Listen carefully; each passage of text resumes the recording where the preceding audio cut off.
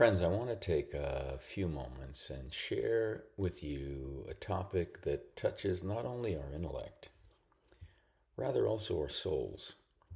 And it's the concept from psychology known as ego inflation. Ego inflation is a psychological state where our sense of self importance or superiority becomes excessively inflated.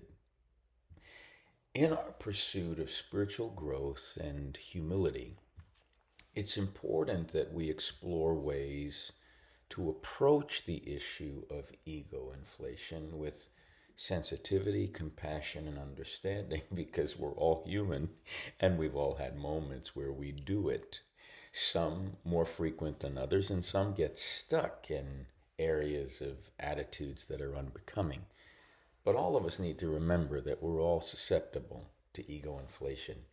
And so, as we embark on talking about this, I have no desire to use judgmental or accusatory language because we're all in the same boat together, especially when we talk about ego inflation. And so, I want to choose my words carefully and say this in a way that all of us can embrace and hear and accept and say, the wisdom of Christ is in this. Sometimes we can feel compelled to address ego inflation in other people in a way that can push them away and cause them to shut down, even if they've got issues. And yet we need to remember that all of our feedback needs to be framed in a constructive and hopefully a non-confrontational manner. Somehow we need to express that when people are ego inflated, their behavior affects us as well as others. And when we talk about these things, we want to make sure we're speaking from a place of how we relate because we have been there ourselves.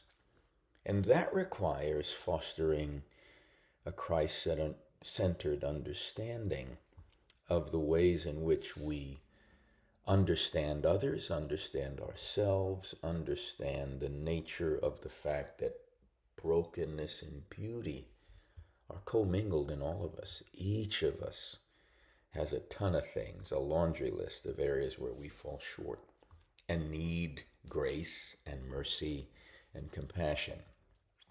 So when we talk about ego inflation, being puffed up, Paul says, in our fleshly minds, knowledge puffs up. There's also where we can get puffed up, but it's where we tend to overestimate our abilities, overestimate our importance, overestimate how much we know or think we know, forgetting that Jesus didn't regard equality with God a thing to be grasped, but emptied himself, taking the form of a servant and going all the way to the cross in self-sacrificial, self-emptying love.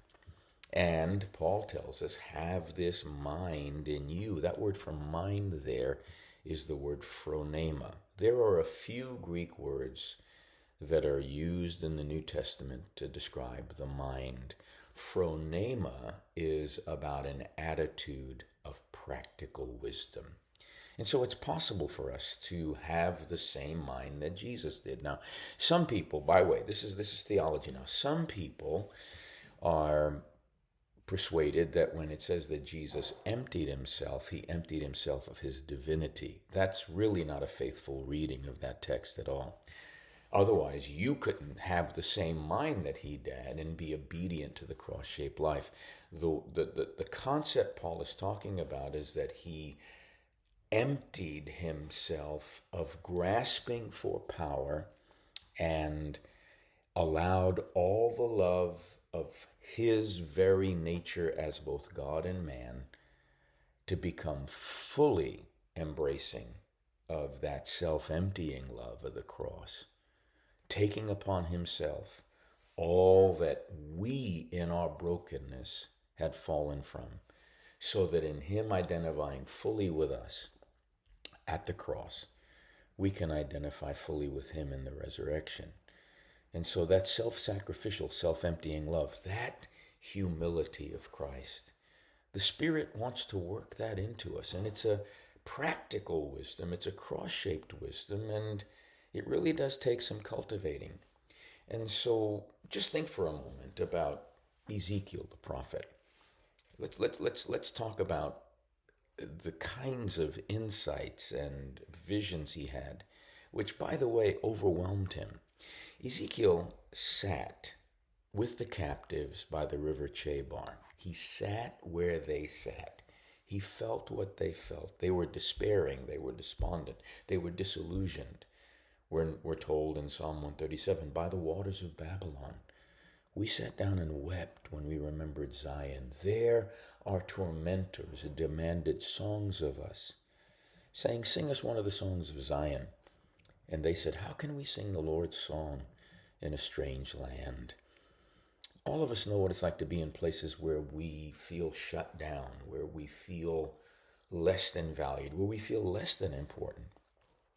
And there are times we want to fight back and say we are important.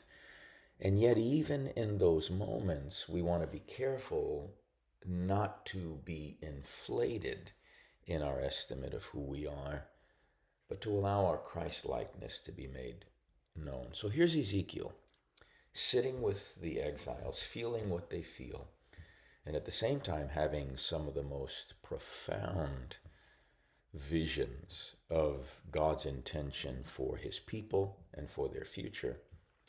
And yet God is showing him things that are also profoundly traumatic. And he has to wrestle through that. And by the time you get to Ezekiel chapter 37, Ezekiel is taken out in the spirit into a valley full of dry bones. And the text tells us that the dry bones are a metaphor for the people of Israel in Babylon, in exile, cut off from the promise. But now they're also experiencing being cut off from themselves and their purpose, and that there's no hope for them. And Ezekiel is sitting in that valley, and it's a pretty grotesque, it's like a horror film. I mean, this is traumatizing. This is a vision that's like a nightmare. And there are many times in Ezekiel where Ezekiel sees things that traumatize him. And a careful reading of Ezekiel reveals that. Now, it's possible, I suppose, unless God tempers us, that we can think we're really super spiritual if we have visions. And probably in the current culture, with all the prophetic frenzy, the prophetic types need to take a moment and step back and say, am I coming across like I'm better than anybody else because I've had visions, I've had ecstasies, and God talked to me and everybody needs to listen? Yeah, we need to be careful, because that's ego inflation. And here's Ezekiel, who has seen these profound visions of God's intention, God's promises, as well as God's judgments. And when he's sitting down in this vision in the spirit in the valley of dry bones, the Lord asks him a question: can these bones live? Now, he's already had encounters with the eternal God. I mean, he's seen heaven opened. He's had visions of God. God has expressly talked to him. So when God says, can these bones live? There's probably a part of Ezekiel that could say, of course, you're God. You can do anything. But Ezekiel's posture is not one of being inflated in what he knows. He pleads sacred ignorance, the opposite of ego inflation. He says, Lord, you know. Why is that? Because he's sitting where the people sit. He feels their pain. He feels their despondency. He doesn't see himself as better than any of them, even though he's been given all these insights and revelations and visions. He sees himself as one of them. And he realizes in their despondency, this vision is really an indication of how much they feel like there is no future for them. So he doesn't come across as, yes, God, you can do this. Bless God. You are the God of Abraham, Isaac, and Jacob. You're the God who calls those things that are not as though they are. No, he takes the posture when God says, can these bones live? He says, Lord, you know. That's the opposite of ego inflation. That's sacred ignorance. And it's precious in the eyes of God. And it's something that requires profound self-awareness and self-reflection. Jesus wants us to be present to who he is in us and who he is inviting us to both be and become, so that our hearts, our minds, our emotions, our affects, our imaginations, our intuitions are continually being yielded to the Spirit, so that the cross can keep us in a place of humility, guarding against the puffing up of ourselves, having an overestimate of our own importance. Paul tells us not to have a high estimate of who we are or think too highly of ourselves, but to think with humble circumspection. And so we want to remind ourselves and everyone else we walk with that the ego inflation we need to deal with first and foremost is in ourselves. Jesus, keep me near the cross. Be my glory ever. There my raptured soul will find rest beyond the river. So my first step, your first step towards personal growth and congruence with Christ and yielding to the Spirit is that I recognize that when ego inflation is coming up, I recognize that because the Spirit is putting his finger on it and saying, you're getting a little bit too big for your britches here. And instead of ignoring that voice when that check comes in my spirit, because the peace of Christ will check us. He rules as the empire, Colossians 3:16. He plays the empire, says, up, that's a foul ball, up, that's a strike, that's a ball. You know, that peace, when it's disturbed, we need to pay attention to it, because relationally it's getting in the way of our well-being and it's affecting the well-being of others. And so when we look at the reality of ego inflation, Absalom is a perfect example. He actually thinks he knows more than his father. He thinks he can do a better job than his father. He rises up and rebels against his father. And ironically, when he meets his own demise, his hair gets caught in a branch and he's hung by his hair. Well, hair symbolically, when we look at that in ways of metaphor, is that which grows out of our mind. And so just think about the fact that what grew out of Absalom's ego inflation was a projection of thoughts that got him so hung up it took his life. And so that's one example. Certainly Nebuchadnezzar thinks more highly of himself than he ought to. And the result is that he spends 7 years walking around like a beast of the field. But those examples in Scripture aren't there to say, see, that's not how we're supposed to be. Those are there to say the same thing that the disciples said on the night of the Eucharist, the Last Supper, when he said, one of you is going to betray me. They didn't say, I know it ain't me. They said, Lord, is it me? The only one that didn't ask the question was the one that was going to betray him. Because again, his ego was so inflated. He had such an overestimate of his own importance, of his own knowledge, that it says Satan entered him and he became the son of perdition. Pretty intense stuff. And all of us need to realize we're capable of that, which is why we need to guard our hearts against that. And again, Christ is the embodiment of humility. And practicing the phronema, the self-emptying, self-sacrificial thinking and living of Jesus, is the best antidote to ego inflation on a moment-by-moment basis. And humility means I ain't all that in a bag of chips. You know, years ago, I was done preaching on a Sunday morning and we flat out had church. I mean, we had church. 2 services.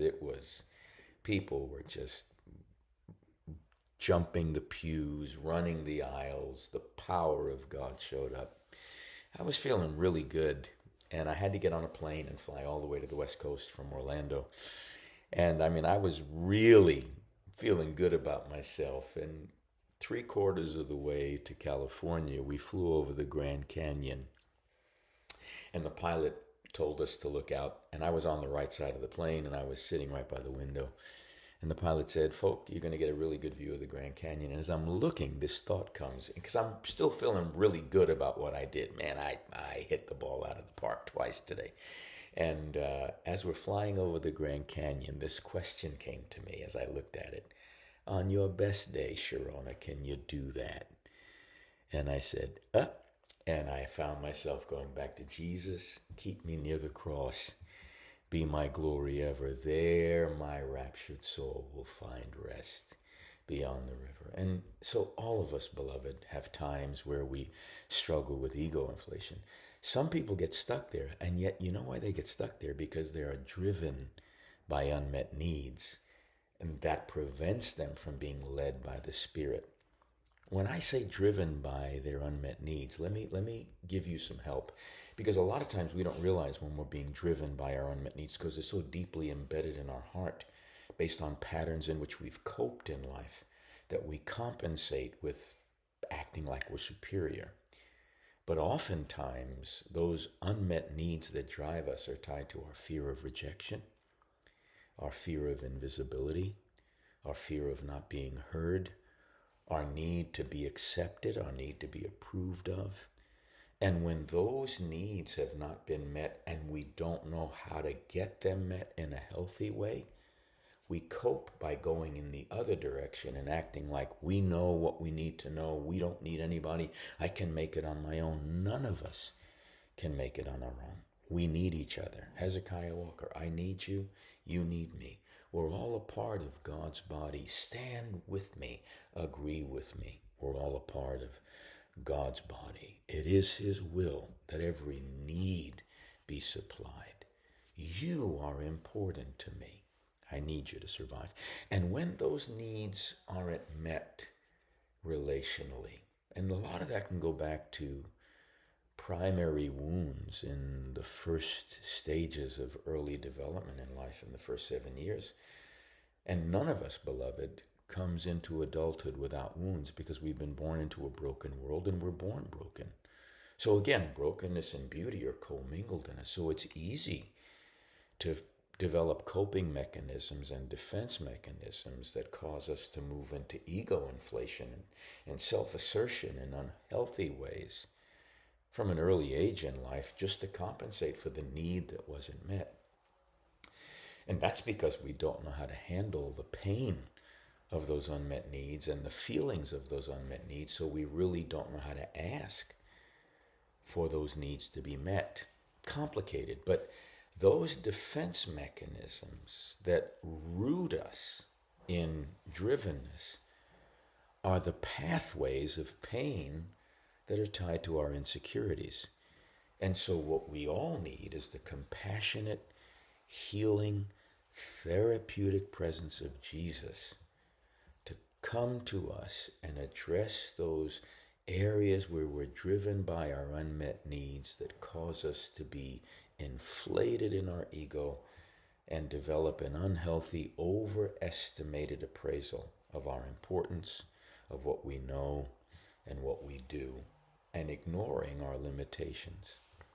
And so what we want to do is realize that personal growth and development requires self-awareness, self-reflection, and self-esteem, all of which need to be understood in relationship to Christ. Christ awareness, reflecting on Christ, and knowing that Christ sees us, knows us, loves us, accepts us, and calls us to Himself to be and become all He's called us to be. You cannot be in the presence of Jesus and not learn humility. You cannot abide in the presence of Jesus and actually act like you're more important than anybody else. So when we go there, we're actually in some ways breaking fellowship in those moments, albeit temporarily, with Jesus and the cross-shaped life. Listen, ego inflation is a delicate matter. We can point our finger at 1,001 people, and in today's current culture, in the culture wars, a lot of people are pointing fingers at everybody else and claiming they have the high moral ground. Jesus at Calvary is the great equalizer, and may we never forget that. And we need to understand that when our self-perception is jaded because we're wounded, it's really easy to overestimate the value of what we bring to the table and not to realize we're one voice amidst many voices. We're one gift amidst many gifted people. And so, by the grace of God, we can move together in the love of God with that same mind, that phronema of self-sacrificial, self-emptying love. And we can actually embody a way of living that's wholesome, fruitful, and causes us to flourish. My prayer is that for all of us in this season, that the Holy Spirit will guide us in the pathway of peace, the pathway of genuine humility, and the pathway of love. If we can do that, I promise you, we can begin to see things happen that don't require us to be defensive, but enable us to walk in humility as an antidote to ego inflation.